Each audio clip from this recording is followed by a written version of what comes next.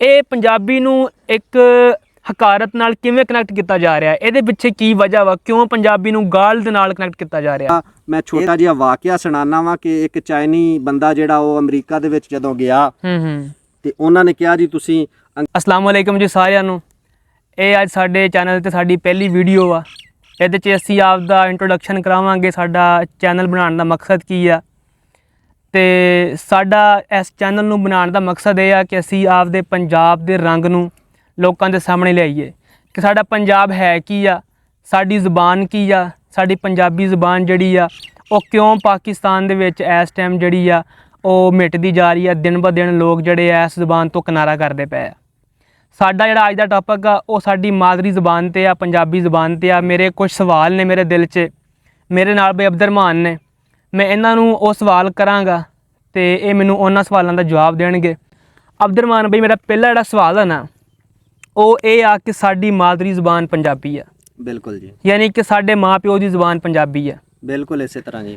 ਜਿਹੜਾ ਕੋਈ 4 ਜਮਾਤਾਂ ਪੜ੍ਹ ਜਾਂਦਾ ਵਾ ਉਹ ਕਿਉਂ ਇਹ ਜਿਹੜੀ ਮਾਦਰੀ ਜ਼ੁਬਾਨ ਆ, ਪੰਜਾਬੀ ਜ਼ੁਬਾਨ, ਉਹ ਛੱਡ ਕੇ ਕਿਉਂ ਉਹਨਾਂ ਦੀ ਕੋਸ਼ਿਸ਼ ਇਹ ਹੁੰਦੀ ਆ ਕਿ ਉਹਨਾਂ ਦੇ ਬਾਲ ਬੱਚੇ ਜਿਹੜੇ ਆ ਉਹ ਉਰਦੂ ਬੋਲਣ, ਉਹ ਇੰਗਲਿਸ਼ ਬੋਲਣ? ਕਿਉਂ ਨਹੀਂ ਪੰਜਾਬੀ ਜ਼ੁਬਾਨ ਬੱਚਿਆਂ ਨੂੰ ਸਿਖਾਉਂਦੇ ਮਾਂ ਪਿਓ? ਇਹਦੇ ਵਿੱਚ ਹਰੂਨ ਬਾਈ ਕਿ ਬੜਾ ਅੱਛਾ ਤੁਸੀਂ ਮਾਸ਼ਾਅੱਲਾ ਸਟੈਪ ਲਿਆ, ਬੜੀ ਅੱਛੀ ਤੁਹਾਡੀ ਕੋਸ਼ਿਸ਼ ਆ। ਜਿਹੜਾ ਤੁਹਾਡਾ ਸਵਾਲ ਆ, ਅਗਰ ਇਹਦਾ ਮੈਂ ਤਫਸੀਲ ਨਾਲ ਜਵਾਬ ਦੇਣ ਲੱਗ ਪਵਾਂ ਤੇ ਇਹ ਤਾਂ ਵੀਡੀਓ ਬਹੁਤ ਜ਼ਿਆਦਾ ਲੰਬੀ ਹੋ ਜਾਏਗੀ ਜੀ। ਇਹ ਤਾਂ ਪੂਰੀ ਇੱਕ ਮੁਕੰਮਲ ਹਿਸਟਰੀ ਹੈਗੀ ਆ ਕਿ ਪੰਜਾਬੀ ਜ਼ੁਬਾਨ ਨੂੰ ਕਿਸ ਤਰੀਕੇ ਕੁਚਲਿਆ ਗਿਆ ਇਸ ਮੁਆਸ਼ਰੇ ਦੇ ਅੰਦਰ ਜੀ। ਉਹਦੇ ਵਿੱਚ ਇੱਕ ਅੰਗਰੇਜ਼ੀ ਜ਼ੁਬਾਨ ਜਿਹੜੀ ਹੈ ਉਹ ਬਹੁਤ ਵੱਡਾ ਫੈਕਟਰ ਹੈ। ਹਾਂਜੀ। ਸਾਡੇ ਸਕੂਲਾਂ ਦੇ ਵਿੱਚ ਵੈਸੇ ਵੀ ਅੰਗਰੇਜ਼ੀ ਨੂੰ ਪਤਾ ਨਹੀਂ, ਉਹ ਸਮਝਦੇ ਨੇ ਕਿ ਪਤਾ ਨਹੀਂ ਕਿੰਨਾ ਕੁ ਅੱਛਾ ਜ਼ਰੀਆ ਹੈਗਾ ਵਾ, ਜਾਂ ਜਿਹੜਾ ਅੰਗਰੇਜ਼ੀ ਦੇ ਕੋਈ 2 ਲਫ਼ਜ਼ ਬੋਲ ਜਾਂਦਾ ਉਹਨੂੰ ਕਹਿੰਦੇ ਨੇ ਜੀ ਬੜਾ ਬਾਬੂ ਬੰਦਾ ਆ ਗਿਆ ਜੀ। ਉਸ ਤੋਂ ਇਲਾਵਾ ਸਾਡਾ ਕਲਚਰ ਜਿਹੜਾ ਘਰ ਦਾ, ਉਹਦੇ ਵਿੱਚ ਵਾਲਦੈਨ ਦਾ ਵੀ ਇਹ ਆ ਕਿ ਪੰਜਾਬੀ ਤੋਂ ਉਹ ਆਪਦੀ ਔਲਾਦ ਨੂੰ ਦੂਰ ਕਰ ਰਹੇ ਨੇ। ਹਾਂਜੀ। ਕਿਉਂਕਿ ਉਹਨਾਂ ਨੂੰ ਸਕੂਲ ਦੇ ਵਿੱਚ ਭੇਜਣਾ ਹੁੰਦਾ ਹੈ। ਇੰਗਲਿਸ਼ ਮੀਡੀਅਮ ਸਕੂਲ ਨੇ ਜਾਂ ਉਰਦੂ ਬੋਲਿਆ ਜਾਂਦਾ, ਆਮ ਸਕੂਲਾਂ ਦੇ ਵਿੱਚ ਵੀ ਹੁਣ ਉਰਦੂ ਤੋਂ ਇਲਾਵਾ ਗੱਲ ਨਹੀਂ ਕਰਨ ਦਿੰਦੇ ਜੀ। ਤੇ ਉਹ ਮਾਂ ਪਿਓ ਦੀ ਕੋਸ਼ਿਸ਼ ਇਹ ਹੁੰਦੀ ਆ ਕਿ ਉਹ ਪਹਿਲਾਂ ਹੀ ਨਾ ਬੱਚਿਆਂ ਨੂੰ ਉਰਦੂ ਦੇ ਵਿੱਚ ਘਰ ਦੇ ਵਿੱਚ ਗੱਲਬਾਤ ਕਰਨਾ ਸਿਖਾ ਦੇਣ ਤੇ ਅੱਗੇ ਸਕੂਲ ਦੇ ਵਿੱਚ ਤਾਂ ਕਿ ਉਹਨਾਂ ਲਈ ਆਸਾਨੀ ਹੋਵੇ। ਮਾਂ-ਬਾਪ ਦਾ ਕਿਰਦਾਰ ਵੀ ਇਹਦੇ ਵਿੱਚ ਬਿਲਕੁਲ ਇਸੇ ਤਰ੍ਹਾਂ ਜਿੱਦਾਂ ਅੰਗਰੇਜ਼ੀ ਜ਼ੁਬਾਨ ਦਾ ਕਿਰਦਾਰ ਹੈ, ਇਹ ਵੀ ਇਸ ਜ਼ੁਬਾਨ ਨੂੰ ਕੁਚਲਣ ਦੇ ਵਿੱਚ ਵਾਲਦੈਨ ਦਾ ਵੀ ਇੱਕ ਬਹੁਤ ਬੜਾ ਕਿਰਦਾਰ ਮੈਂ ਸਮਝਦਾ।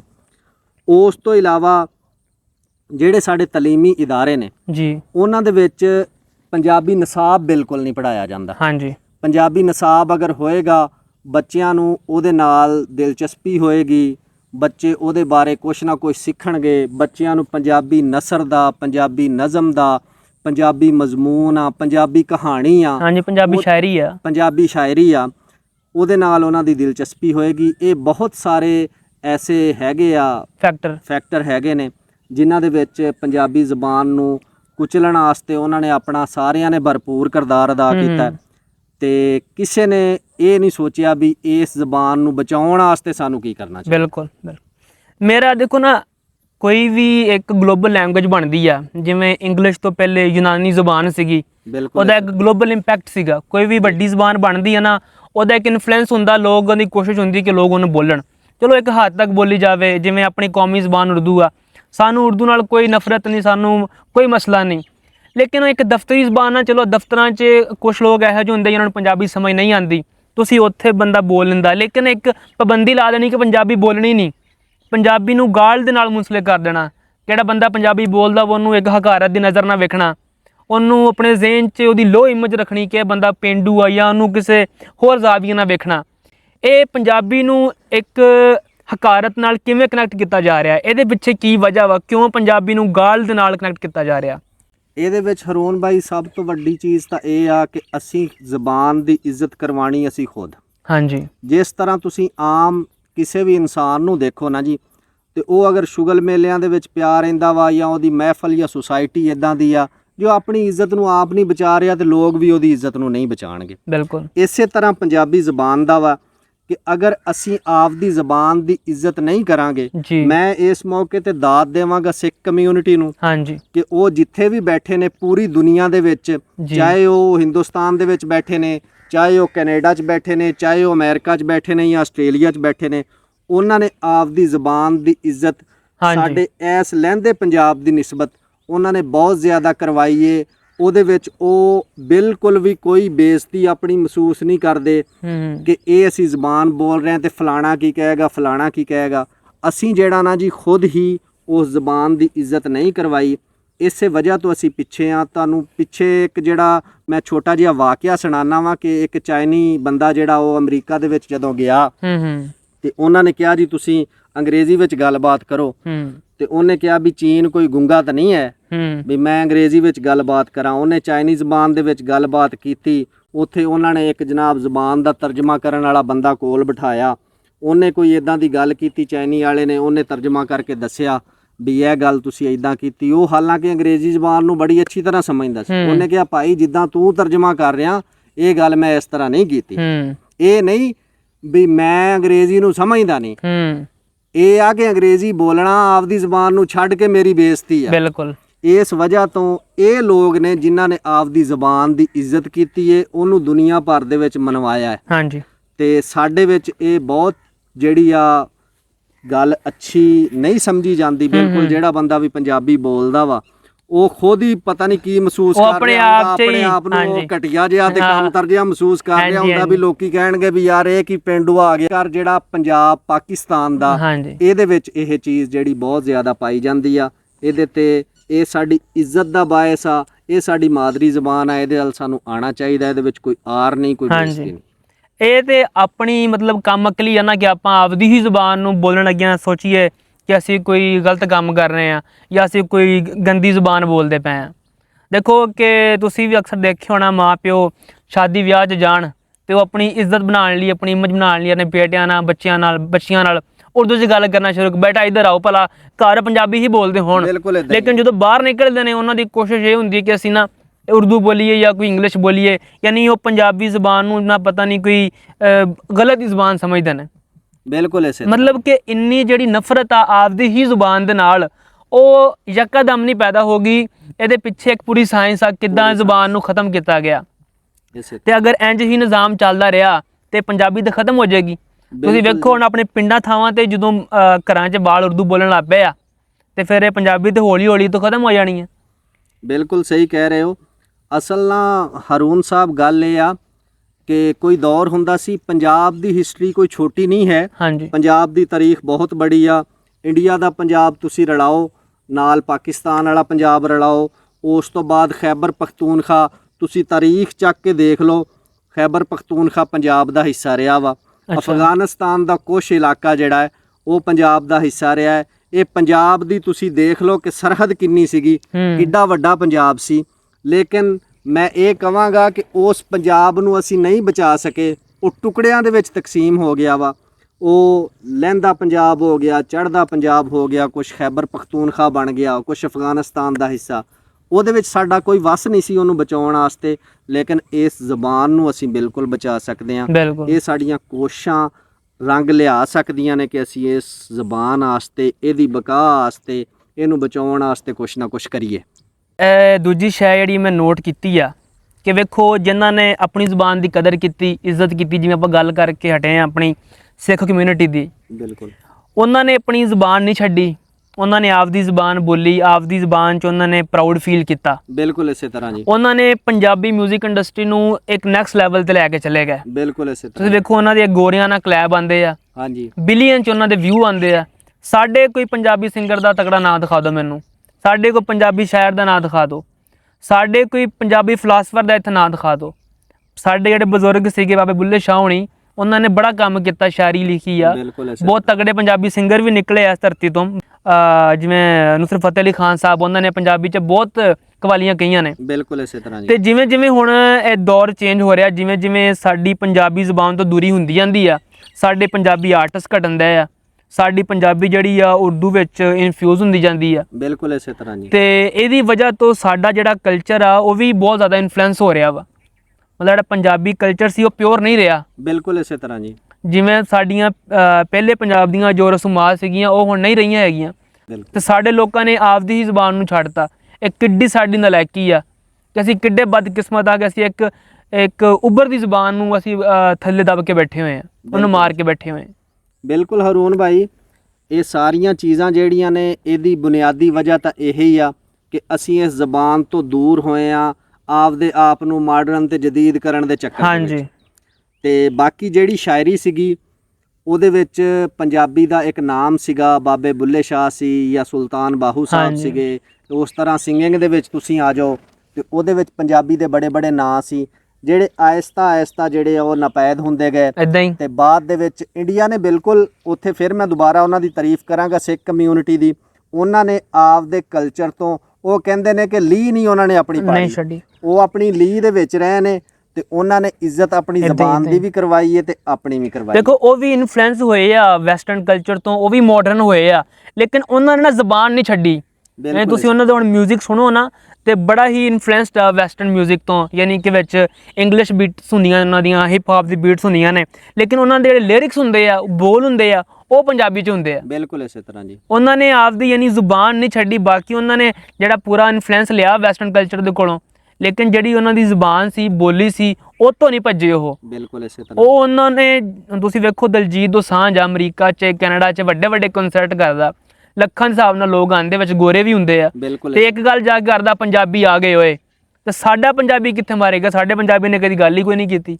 ਬਿਲਕੁਲ ਜੀ, ਇਹ ਬਹੁਤ ਬੜੀ ਅਫਸੋਸ ਵਾਲੀ ਗੱਲ ਆ ਤੇ ਸਾਨੂੰ ਜ਼ਬਾਨ ਆਪਣੀ ਦੀ ਇੱਜ਼ਤ ਕਰਵਾਉਣੀ ਚਾਹੀਦੀ। ਅਸੀਂ ਕਰਵਾਵਾਂਗੇ ਤੇ ਲੋਕ ਵੀ ਕਰਨਗੇ। ਹਾਂਜੀ ਉਸ ਤੋਂ ਇਲਾਵਾ ਤੁਸੀਂ ਇਹ ਦੇਖ ਲਓ ਕਿ ਸਿੱਖ ਕਮਿਊਨਿਟੀ ਦੀ ਤੁਸੀਂ ਗੱਲ ਕੀਤੀ ਤੇ ਉਹਨਾਂ ਨੇ ਹਜੇ ਤੱਕ ਆਪਣੀ ਪੱਗ ਨਹੀਂ ਛੱਡੀ। ਨਹੀਂ ਛੱਡੀ।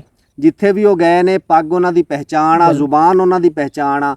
ਅਸੀਂ ਜਿਹੜਾ ਵਾ, ਚਲੋ ਹੋਰ ਤਾਂ ਕਲਚਰ ਜਿਹੜਾ ਲਿਬਾਸ ਦਾ ਹੈਗਾ ਵਾ, ਜਾਂ ਸਾਡਾ ਖਾਣ ਪੀਣ ਦਾ ਕੁਝ ਕਲਚਰ ਆ, ਜਾਂ ਸਾਡੀ ਆਦਾਤ ਜਿਹੜੀਆਂ ਹੈ ਨੇ ਕੁਝ ਉਹਨਾਂ ਦੀ ਹੈ, ਜਾਂ ਤਾਲੀਮ ਦਾ ਕੁਝ ਕਹਿ ਲਓ ਤੁਸੀਂ, ਜੀ। ਜਾਂ ਵਾਲਦੈਨ ਦਾ ਕੁਝ ਕਹਿ ਲਓ, ਇਹ ਤਾਂ ਸਾਰੇ ਹੈ ਨੇ। ਤੇ ਕਮ ਅਜ਼ ਕਮ ਅਸੀਂ ਉਸ ਜ਼ਬਾਨ ਨੂੰ ਤਾਂ ਫੜ ਕੇ ਰੱਖੀਏ। ਬਿਲਕੁਲ। ਜ਼ਬਾਨ ਜਿਹੜੀ ਆ ਉਹਦੇ ਤੋਂ ਅਸੀਂ ਕਿਨਾਰਾ ਕਸ਼ੀ ਨਾ ਕਰੀਏ, ਉਹ ਜ਼ਬਾਨ ਨੂੰ ਅਸੀਂ ਜ਼ਿੰਦਾ ਕਰੀਏ। ਸਾਡੇ ਸਾਰਿਆਂ ਦੀਆਂ ਕੋਸ਼ਿਸ਼ਾਂ ਦੇ ਨਾਲ, ਮਿਹਨਤ ਦੇ ਨਾਲ ਉਹ ਜ਼ਬਾਨ ਦੁਬਾਰਾ ਜ਼ਿੰਦਾ ਹੋ ਸਕਦੀ ਆ। ਤੁਹਾਨੂੰ ਯਾਦ ਹੋਵੇ ਸ਼ਾਇਦ ਕਿ ਮੁਨੀਰ ਨਿਆਜ਼ੀ ਸਾਹਿਬ ਨੇ, ਤਜਮਲ ਕਲੀਮ ਸਾਹਿਬ ਜਿਹੜੇ ਇੱਕ ਹਾਂਜੀ, ਪੰਜਾਬੀ ਦੇ ਬਹੁਤ ਹਾਂਜੀ, ਅੱਛੇ ਬਹੁਤ ਸ਼ਾਇਰ ਤਕੜੇ ਆ, ਸ਼ਾਇਰ। ਉਹ ਪਹਿਲਾਂ ਉਰਦੂ ਵਿੱਚ ਸ਼ਾਇਰੀ ਕਰਦੇ ਸੀ। ਹਾਂਜੀ। ਤੇ ਮੁਨੀਰ ਨਿਆਜ਼ੀ ਸਾਹਿਬ ਨੇ ਕਿਹਾ ਵੀ ਪੰਜਾਬੀ ਜ਼ਬਾਨ ਮਰ ਰਹੀ ਆ ਤੇ ਤਜਮਲ ਤੂੰ ਕੋਸ਼ਿਸ਼ ਕਰ ਤੇ ਮੈਨੂੰ ਬੜੀ ਖੁਸ਼ੀ ਹੋਏਗੀ ਜੇ ਤੂੰ ਪੰਜਾਬੀ ਸ਼ਾਇਰੀ ਕਰਨ ਲੱਗ ਪਏ। ਹਾਂਜੀ। ਤੇ ਉਹ ਪੰਜਾਬੀ ਸ਼ਾਇਰੀ ਕਰਨ ਲੱਗ ਪਏ। ਉਹਨਾਂ ਨੇ ਬਹੁਤ ਕੁਝ ਪੰਜਾਬੀ ਸ਼ਾਇਰੀ ਦੇ ਵਿੱਚ ਸਾਨੂੰ ਦੱਸਿਆ ਤੇ ਬੜਾ ਅੱਛਾ ਪੈਗਾਮ ਦਿੱਤਾ। ਬਿਲਕੁਲ। ਲੇਕਿਨ ਅਫਸੋਸ ਦੀ ਗੱਲ ਫਿਰ ਉੱਥੇ ਹੀ ਆ ਕੇ ਕਿ ਉਹਨਾਂ ਨੂੰ ਇੰਨੀ ਸ਼ੋਹਰਤ ਨਹੀਂ ਮਿਲੀ, ਉਹਨਾਂ ਦਾ ਇੰਨਾ ਨਾਵਾ ਨਹੀਂ ਨਿਕਲਿਆ। ਹਾਂਜੀ, ਜਿਹੜੀ ਵੀ ਇੱਜ਼ਤ ਮਿਲੀ ਆ ਉਧਰੋਂ ਮਿਲੀ ਆ। ਬਿਲਕੁਲ, ਉਹਨਾਂ ਨੂੰ ਉਧਰੋਂ ਮਿਲੀ ਆ। ਸਾਡੇ ਮੁਲਕ ਨੇ ਹਾਂਜੀ ਉਹਨਾਂ ਨੂੰ ਕੋਈ ਇੱਜ਼ਤ ਨਹੀਂ ਦਿੱਤੀ। ਇਸ ਜ਼ਬਾਨ ਨੇ ਇੱਥੇ ਉਹਨਾਂ ਨੂੰ ਬਹੁਤ ਜ਼ਿਆਦਾ ਕੁਝ ਖੱਟ ਕੇ ਕੁਝ ਨਹੀਂ ਦਿੱਤਾ। ਹਾਂਜੀ ਹਾਂਜੀ। ਤੇ ਉਹ ਬੜੀ ਇੱਕ ਜਿਹੜਾ ਨਾ ਅਜੀਬ ਜੀ ਸੂਰਤ-ਏ-ਹਾਲ ਦੇ ਵਿੱਚ ਤੇ ਗੁਰਬਤ ਦੀ ਸੂਰਤ-ਏ-ਹਾਲ ਦੇ ਵਿੱਚ ਇਸ ਧਰਤੀ ਤੋਂ ਚਲੇ ਗਏ ਨੇ ਤੇ ਸਾਡੇ ਲਈ ਬੜੇ ਅਫਸੋਸ ਦੀ ਗੱਲ ਹੈ। ਮੈਨੂੰ ਇੱਕ ਹੋਰ ਉਹਨਾਂ ਦਾ ਵਾਕਿਆ ਯਾਦ ਆ ਰਿਹਾ, ਤੁਸੀਂ ਸੁਣਾ ਰਹੇ ਹੋ, ਪਤਾ ਨਹੀਂ ਸ਼ਾਇਦ ਉਹ ਵੀ ਹੋਵੇ, ਲੇਕਿਨ ਉਹ ਤਜਮਲ ਕਲੀਮ ਸਾਹਿਬ ਇੱਕ ਇੰਟਰਵਿਊ ਕਰ ਰਹੇ ਸੀ ਤੇ ਉਹ 'ਚ ਦੱਸ ਰਹੇ ਸੀ ਕਿ ਮਨੀਰ ਅਹਿਮਦ ਨਿਆਜ਼ੀ ਸਾਹਿਬ ਜਿਹੜੇ ਨੇ, ਉਹਨਾਂ ਨੇ ਆਖਿਆ ਕਿ ਪੰਜਾਬੀ ਜ਼ੁਬਾਨ 'ਚ ਮਾਡਰਨ ਗਜ਼ਲ ਨਹੀਂ ਹੋ ਸਕਦੀ। ਤੇ ਤਜਮਲ ਕਲੀਮ ਨੂੰ ਇਹ ਗੱਲ ਨਾ ਬੜੀ ਇਨਸਲਟਿੰਗ ਲੱਗੀ ਕਿ ਇਹਨੇ ਮੇਰੀ ਮਾਂ ਦੀ ਜ਼ੁਬਾਨ ਨੂੰ ਇੰਝ ਆਖਿਆ ਕਿ ਇਹਦੇ 'ਚ ਮਾਡਰਨ ਗਜ਼ਲ ਨਹੀਂ ਹੋ ਸਕਦੀ। ਤੇ ਕਹਿੰਦਾ ਫਿਰ ਮੈਂ ਉਰਦੂ ਗਜ਼ਲ ਛੱਡ ਕੇ ਤੇ ਪੰਜਾਬੀ 'ਚ ਗਜ਼ਲ ਕਹਿਣੀ ਸ਼ੁਰੂ ਕਰਤੀ ਤੇ ਫਿਰ ਮੈਂ ਪੰਜਾਬੀ 'ਚ ਹੀ ਗਜ਼ਲ ਕਹੀ ਤੇ ਉਹਨੇ ਏਡੀ ਏਡੀ ਤਗੜੀ ਗਜ਼ਲ ਕਹਿ ਛੱਡੀ ਆ ਨਾ। ਤੇ ਇਹੋ ਜਿਹੇ ਬੋਲ ਮੈਂ ਕਹਿੰਦਾ ਕਿਤੇ ਤੁਹਾਨੂੰ ਇੰਗਲਿਸ਼ ਸ਼ਾਇਰੀ 'ਚ ਵੀ ਨਾ ਮਿਲਣ ਭਲਾ। ਬਿਲਕੁਲ ਇਸੇ ਤਰ੍ਹਾਂ ਤੇ ਜੀ। ਸਾਡੇ ਲੋਕਾਂ ਨੇ ਇੱਧਰ ਦੇ ਨੇ ਨਹੀਂ ਕਦਰ ਕੀਤੀ, ਨਹੀਂ ਸੁਣਿਆ।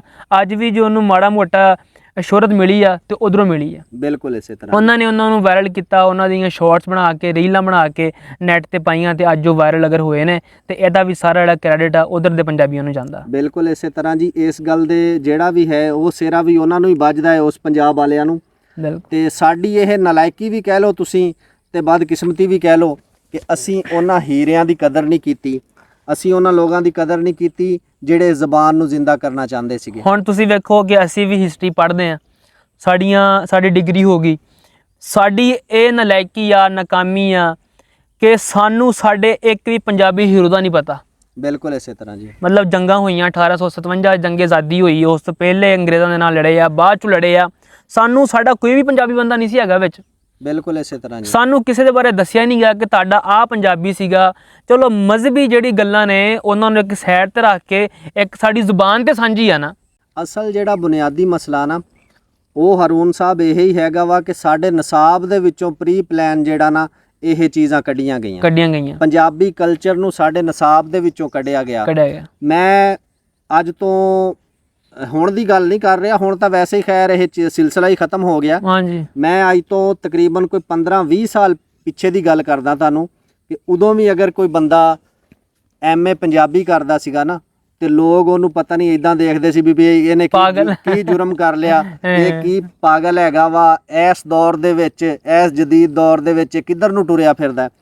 ਤੇ ਇਹ ਬਦਕਿਸਮਤੀ ਇਹਨੂੰ ਹੁਣ ਤੇ ਉਹ ਵੀ ਨਹੀਂ ਕਰਦੇ, ਹੁਣ ਉਹ ਵੀ ਕੋਈ ਨਹੀਂ ਕਰਦਾ ਜੀ। ਹੁਣ MBA ਆ ਗਿਆ ਜੀ, MSc ਆ ਗਈ ਆ, ਅੱਗੇ ਕੰਪਿਊਟਰ ਆ ਗਿਆ ਜੀ, ਇੱਧਰ ਲੋਕ ਲੱਗ ਪਏ ਨੇ। ਤੇ ਪੰਜਾਬੀ ਨੂੰ ਮਾਰਨ ਦੇ ਵਿੱਚ ਸਾਡਾ ਖੁਦ ਦਾ ਬਹੁਤ ਵੱਡਾ ਹੱਥ ਹੈ, ਸਾਡੇ ਨਿਸਾਬ ਦਾ, ਸਾਡੇ ਘਰ ਦਾ, ਸਾਡੇ ਤਾਲੀਮੀ ਸਿਲਸਿਲੇ ਦਾ।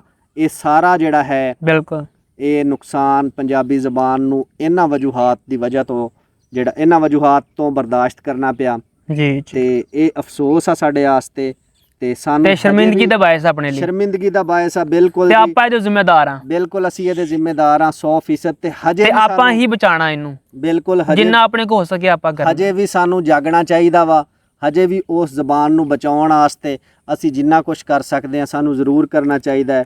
ਸਾਨੂੰ ਜਿੱਥੇ ਜਿੱਥੇ ਜਾਣਾ ਪਵੇ, ਸਫ਼ਰ ਕਰਨਾ ਪਵੇ, ਸਾਨੂੰ ਜਾਣਾ ਚਾਹੀਦਾ ਹੈ। ਤੁਸੀਂ ਪੰਜਾਬੀ ਸ਼ਾਇਰ ਨੂੰ ਮਿਲੋ, ਪੰਜਾਬੀ ਅਦਾਕਾਰ ਨੂੰ ਮਿਲੋ, ਪੰਜਾਬੀ ਰਾਈਟਰ ਨੂੰ ਮਿਲੋ, ਠੀਕ ਹੈ।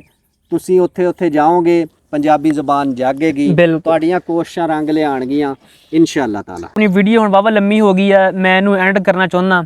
ਤੇ ਮੇਰੇ ਫਿਊਚਰ ਜਿਹੜੇ ਪਲਾਨ ਆ ਆਪਣੇ ਚੈਨਲ ਨੂੰ ਲੈ ਕੇ ਉਹ ਇਹ ਵਾ ਕਿ ਆਉਣ ਵਾਲੇ ਵਕਤ 'ਚ ਆਪਾਂ ਇਦਾਂ ਦੇ ਕੰਟੈਸਟ ਕਰਾਈਏ ਜਿਹਦੇ 'ਚ ਆਪਾਂ ਪੰਜਾਬੀ ਸ਼ਾਇਰ ਲੈ ਕੇ ਆਈਏ ਆਪਣੇ ਚੈਨਲ ਤੇ, ਮੁਕਾਬਲੇ ਕਰਾਈਏ। ਆਪਾਂ ਪੱਲਿਓਂ ਉਹਨਾਂ ਨੂੰ ਇਨਾਮ ਦਿਆ ਕਰਾਂਗੇ, ਪੰਜਾਬੀ ਗਜ਼ਲ ਕਹਿਣ ਵਾਲੇ, ਪੰਜਾਬੀ ਗਾਣਾ ਗਾਉਣ ਵਾਲੇ, ਨਹੀਂ ਪੰਜਾਬ ਜ਼ੁਬਾਨ ਨੂੰ, ਪੰਜਾਬੀ ਜ਼ੁਬਾਨ ਨੂੰ ਜਿਹੜੇ ਲੋਕ ਪਸੰਦ ਕਰਦੇ ਆ, ਜਿਹੜੇ ਇਹ 'ਚ ਕੋਈ ਆਪਣਾ ਆਰਟਿਸਟਰੀ ਦਿਖਾਉਣਾ ਚਾਹੁੰਦੇ ਆ, ਉਹਨਾਂ ਨੂੰ ਆਪਾਂ ਇਸ ਚੈਨਲ 'ਤੇ ਲੈ ਕੇ ਆਵਾਂਗੇ। ਉਹਨਾਂ ਦੇ ਕੰਟੈਸਟ ਕਰਾਇਆ ਕਰਾਂਗੇ, ਮੁਕਾਬਲੇ ਕਰਾਇਆ ਕਰਾਂਗੇ ਤੇ ਬਕਾਇਦਾ ਇਨਾਮ ਦਿਆ ਕਰਾਂਗੇ। ਹੁਣ ਮੇਰੀ ਤੁਹਾਡੇ ਅੱਗੇ ਇਹ ਗੁਜ਼ਾਰਿਸ਼ ਆ ਕਿ ਤੁਸੀਂ ਆਪਣੇ ਜਿਹੜਾ ਕੋਈ ਦੇਖਣ ਵਾਲਾ ਆਪਾਂ ਨੂੰ ਹੈਗਾ, ਆਪਣਾ ਨਵਾਂ ਚੈਨਲ ਆ, ਸ਼ਾਇਦ ਆਪਾਂ ਨੂੰ ਇੱਕ ਅੱਧਾ ਬੰਦਾ ਵੇਖ ਰਿਹਾ ਹੋਵੇ, ਤੁਸੀਂ ਉਹਨੂੰ ਕੀ ਮੈਸੇਜ ਦੇਵੋਗੇ ਕਿ ਆਪਣੇ ਬਾਲਾਂ ਨੂੰ, ਆਪਣੇ ਬੱਚਿਆਂ ਨੂੰ ਉਹ ਕਿਉਂ ਪੰਜਾਬੀ ਸਿਖਾਵੇ ਤੇ ਕਿਉਂ ਆਪਦੀ ਮਾਦਰੀ ਜ਼ੁਬਾਨ ਤੇ ਕਾਇਮ ਰੱਖੇ?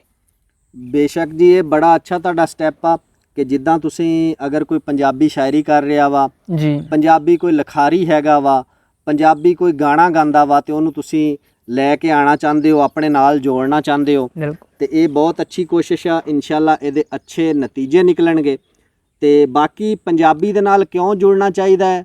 ਸਭ ਤੋਂ ਪਹਿਲੀ ਚੀਜ਼ ਤਾਂ ਉਹ ਹੈ ਕਿ ਪੰਜਾਬੀ ਨਾਲ ਸਾਨੂੰ ਇਸ ਵਜ੍ਹਾ ਤੋਂ ਜੁੜਨਾ ਚਾਹੀਦਾ ਕਿ ਉਹ ਸਾਡੀ ਪਹਿਚਾਣ ਆ, ਬਿਲਕੁਲ ਸਾਡੀ ਮਾਦਰੀ ਜ਼ਬਾਨ ਆ, ਅਸੀਂ ਉਹਨੂੰ ਮਰਨ ਨਹੀਂ ਦੇਣਾ।